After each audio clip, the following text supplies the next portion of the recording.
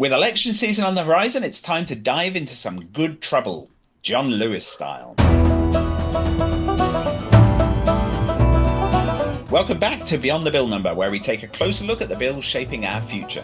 Today's episode is all about the John Lewis Voting Rights Advancement Act, a bill that's aiming to reshape how we protect voting rights in the US.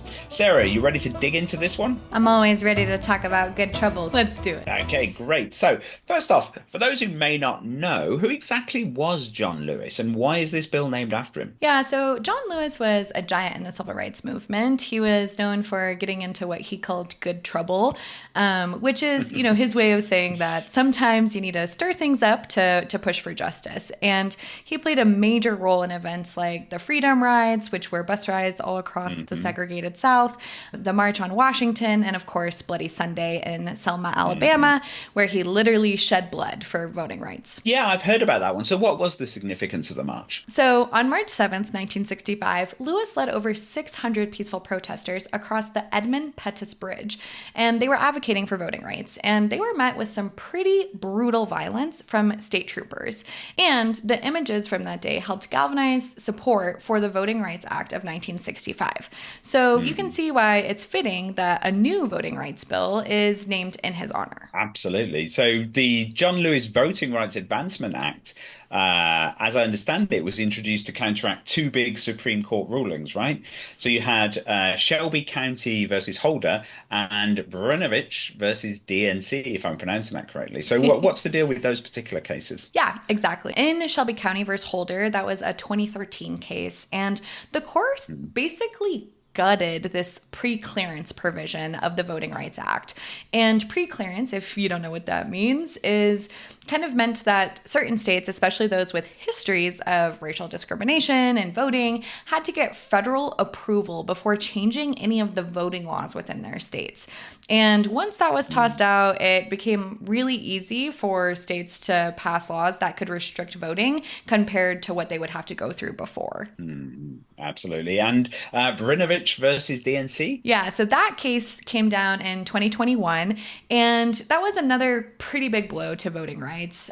So the court upheld Arizona laws that disqualified ballots that were cast in the wrong precinct and banned third-party collection of mail-in ballots, which is something that can be known as ballot harvesting. And these laws really disproportionately affected minority voters. But the court ruled that they didn't impose a significant burden. And spoiler alert, a lot of people disagreed. And the reality in Arizona is that where you should be voting changes a lot. The precincts change locations a lot. The lines are redrawn. If you're on this side of the street, you should go there. If you're on that side of the street, you should go somewhere else. And that can be made better if people can help you collect your ballots and those kinds of things. But then, that ballot harvesting provision kind of, made the first part even worse because you're just kind of feeding into that issue and it's becoming a loop of disenfranchisement. Absolutely. So it's really important obviously that you make voting as simple as possible so that everybody can do it. So how does the new bill try to fix things? Yeah, so the John Lewis Voting Rights Advancement Act is basically trying to put some teeth back into the Voting Rights Act, and it would update the pre-clearance formula so that states with recent histories of discrimination would still have to get approval again before changing their voting laws. It's like, you want to change your voter ID laws, let's just make sure you're not doing anything to suppress the vote. And does it also address things like gerrymandering? Yeah, exactly. So the bill would make it easier to challenge things like gerrymandering, which is a huge issue all across the nation, and other practices that dilute minority votes. Plus, it can help protect election workers who have been facing increased threats over the last few years. And it's a pretty comprehensive approach to tackling our modern voter suppression tactics and a lot of kind of the drama that we're seeing around voting. Okay, so it sounds like certainly a step in the right direction there. So one thing that really struck me was how the bill also looks at this vote dilution and retrogression. Can you explain a little bit what that means? Vote dilution happens when district lines are drawn in a way that weakens the voting power of minority communities.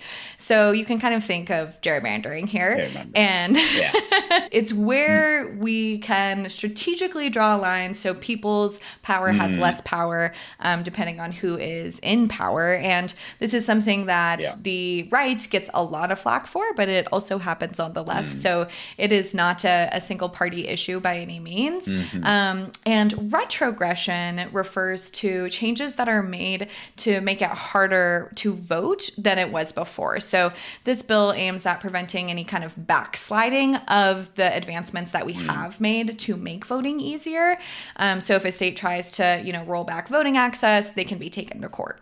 Okay, great. So let's talk about the impact then. If this bill does pass, how would it change the current landscape of voting rights? So if it passes, and that's a big if, they've been proposing it for years. Actually, John Lewis was trying to pass something very similar to this before he passed away. So it could be a huge game changer, kind of much like the first Voting Rights Act. And restoring the pre-clearance laws alone would force states with histories of voter suppression to kind of think twice before enacting any of these new laws. And the bill's provisions for easier legal challenges would also empower citizens and organizations to fight back against a lot of the discriminatory voting practices that we've seen becoming ever more present in the legislature as the years go on. And it would also be a massive safeguard against this voter suppression that we're seeing, especially in these marginalized communities. Okay, but as you mentioned, the bill's been proposed in various forms before, and it hasn't passed yet. So I can't believe I'm actually asking this question, knowing how Congress works. But why is it so difficult to get it through Congress? That is the $1,000,000 question. And as most things, a lot of it comes down to partisanship. And voting rights have become a really hot button issue. And, we've been talking about it. You've probably seen it all over the news.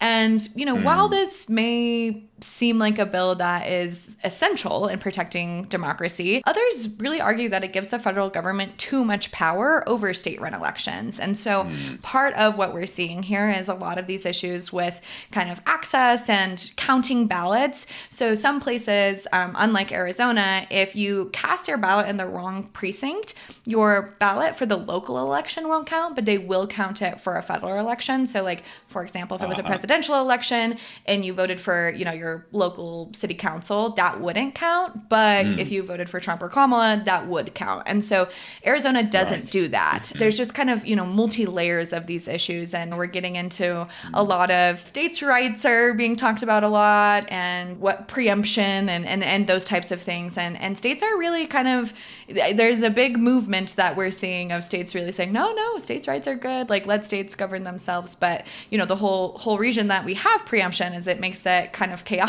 if each state is kind of governing by a completely different set of rules. And, it's the classic battle between state sovereignty and federal oversight. It absolutely is, isn't it? The imperfect union, trying to find ways to perfect it.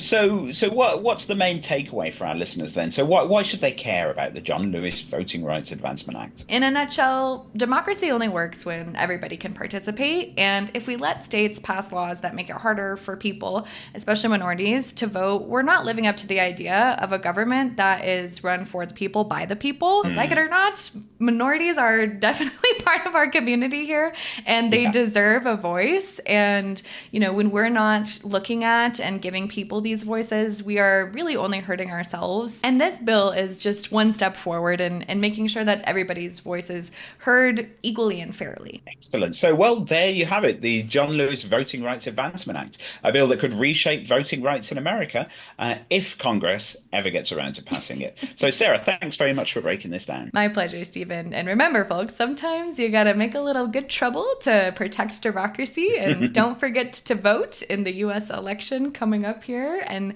just a few weeks. If you need help looking up your local state voting precincts, places, or how to do it, you can definitely Google it, and it is very easy to find. So make sure you're registered and get out and vote. Absolutely. That's the best way to end this. Get out and vote. So that's it for this episode of Beyond the Bill Number. Stay tuned for more legislative deep dives, and keep pushing for change and keep making that good trouble. If you have something you'd like to cover, comments below. Thanks, everyone.